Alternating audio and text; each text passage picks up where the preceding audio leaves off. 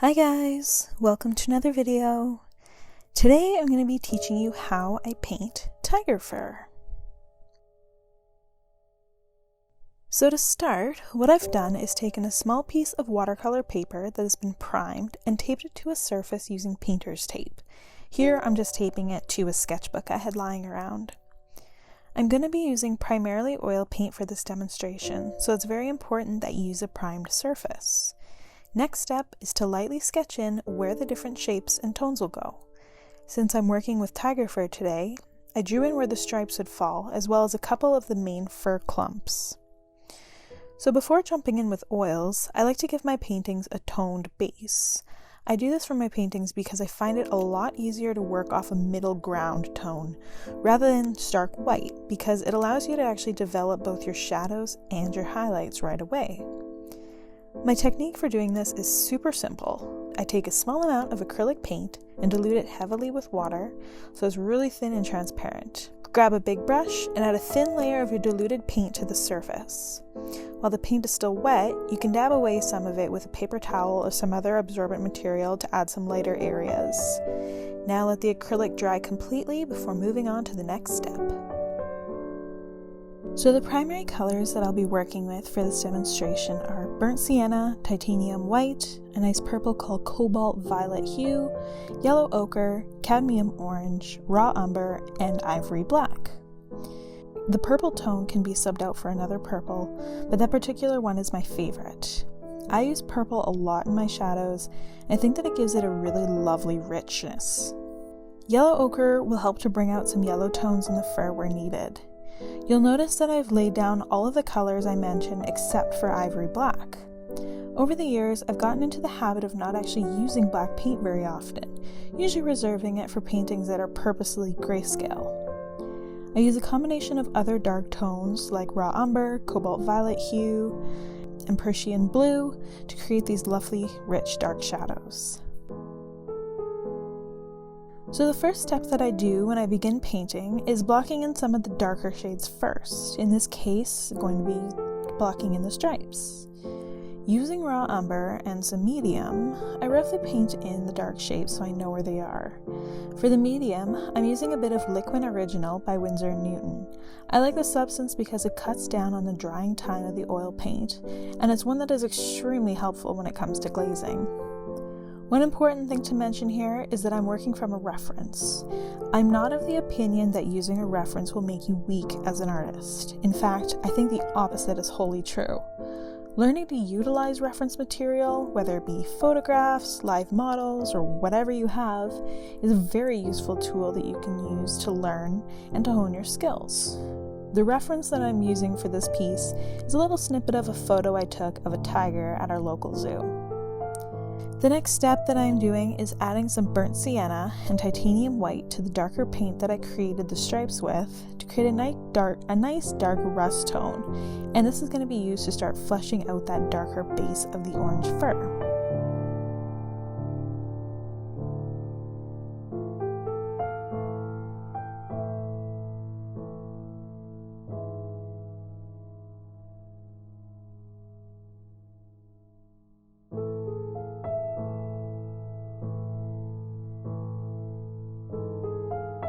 Because I'm working on my base layer or underpainting, I'm keeping my brushstrokes pretty rough. The important part here, for painting fur at least, is that you're keeping your strokes flowing in the direction of the fur. Now I'm going in and darkening the stripes a bit more. Going in with a smaller round brush, I'm working with the dark tone, mostly raw umber, to add a bit of definition to the fur. Natural fur, especially when it's not super short and silky, tends to clump together. Paying attention to where that fur clumps can add a nice dose of realism to your painted fur. When I'm painting, I typically like to work with the shadows and darker tones first, then building up some of the highlights. Don't be alarmed if your fur is already way darker than you were initially aiming for. It'll get much lighter in the next few steps.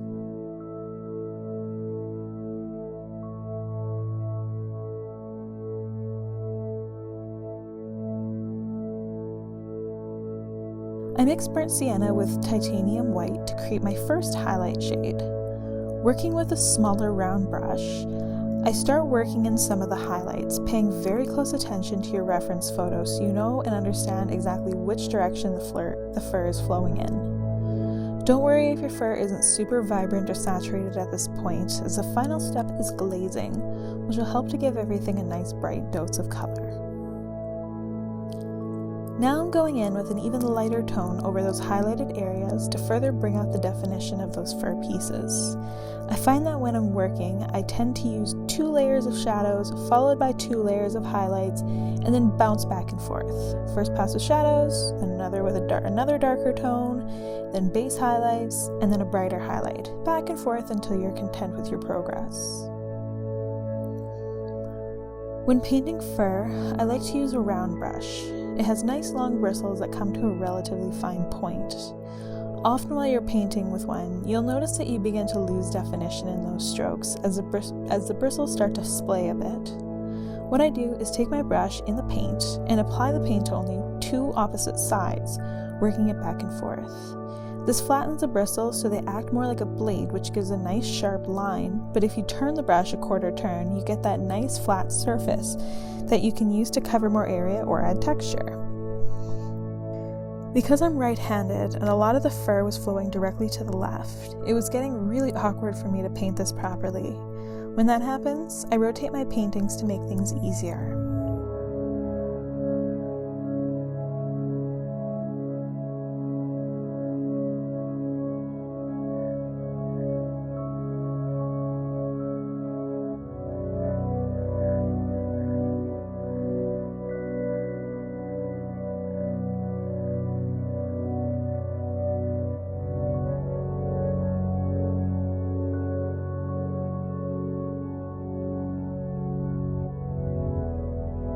The next step is to go back in with the shadows and define the fur again. The way I do this is by paying close attention to where the variation in the fur is. If there's an area that has formed sort of a clump, carefully define the shadow that it would fall under it, giving it a more realistic look.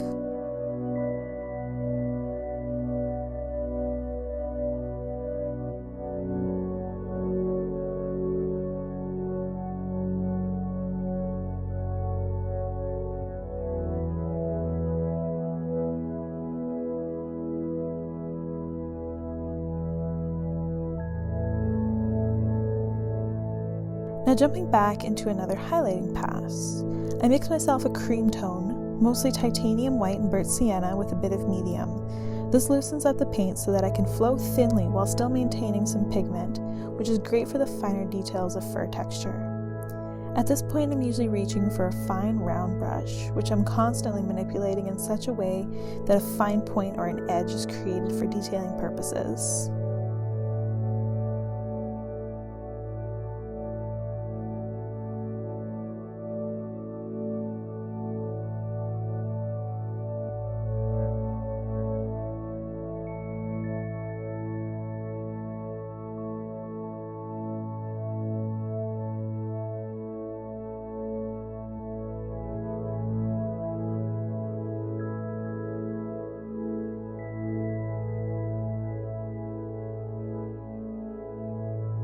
Now time for one of my favorite steps, glazing. This is my favorite technique for boosting shadows and saturation. It's extremely important that you wait until your painting is completely dry.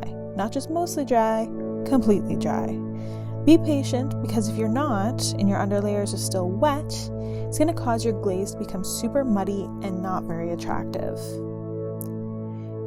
Using liquid by Winsor & Newton, I mix myself a glaze. For glazing, you need to keep in mind the transparency levels of the paint. Because you're essentially covering your painting with a very thin layer of paint, you want to ensure that you're using transparent paint in the glaze, or you risk making the painting milky or cloudy. Unless this is a look you're going for, in which it can be a very cool technique to use, aim for transparency. I'll probably cover this in depth in a future video, but for the most part, make sure you're using that transparent paint. Here I'm using a bit of cadmium orange and burnt sienna, mixing it with liquid, ensuring a consistent blend. Cadmium orange is a little less transparent than I would have liked, but I made it work in the end. Take a brush and gently scrub the glaze onto your dried painting, working it in until it's consistent and blended. Now let the glaze dry completely. Because I'm using liquid here, the glaze is completely dry in under a day due to its fast drying qualities.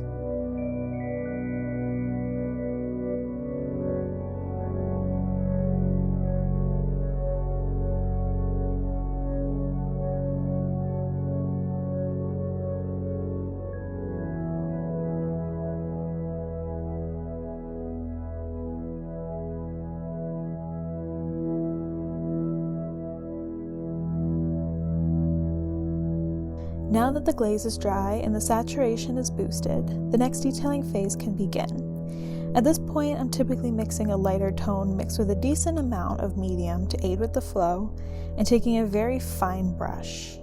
Very carefully, and with a light hand, brush in those individual hairs, being careful to pay attention to your reference photo. At this point, the realism in the fur is beginning to ramp up.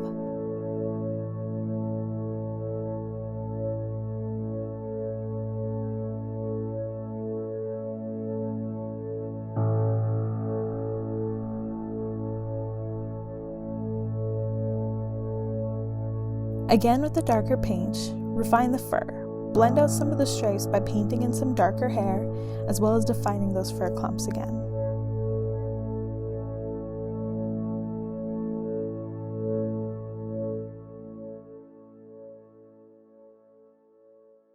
Usually I like to add one more final glaze coat to further adjust the painting. Boost saturation, deepen shadows, all that jazz. I mixed 3 different glazes which I very carefully applied to their appropriate areas, again making sure that your painting below is perfectly dry. I started with a glaze with a mix of raw umber and cobalt violet hue, another with ivory black, and the final with my previous orange glaze. The first glaze was worked into the stripes and the shadowed areas of the fur, so the lower half of the painting and under some of the individual fur hairs and clumps. The black glaze was added to deepen the stripes, and the final orange glaze was to increase the saturation in a few spots.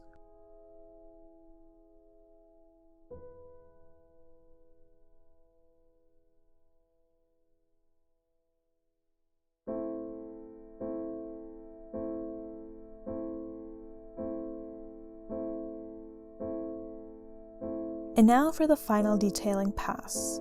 For this piece, I work the pale paint carefully into the wet glaze. I personally like doing this because it softens the paint used for highlighting, making it appear more natural. Using my finest brushes, I add a few individual hairs here and there, being careful not to overwhelm the painting. I feel like I can't mention it enough. Pay attention to your reference photo. It's a very useful tool.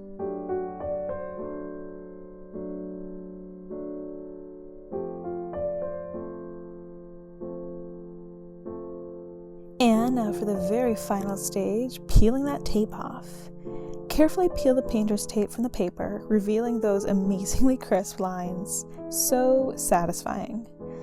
A little tip to make this go easier is to heat up the tape with a hairdryer. This causes the adhesive to lift easier and will prevent the tape from ripping up the paper. Now the painting is officially complete. I personally love the way this fur turned out. It has a lovely range of tones that make it appear much more realistic than if the fur were solidly orange. I hope you all found this tutorial on how to paint tiger fur helpful. As always, if you have any questions, leave a comment down below. If you want to see more tutorials like this in the future, hit that subscribe button. See you next time!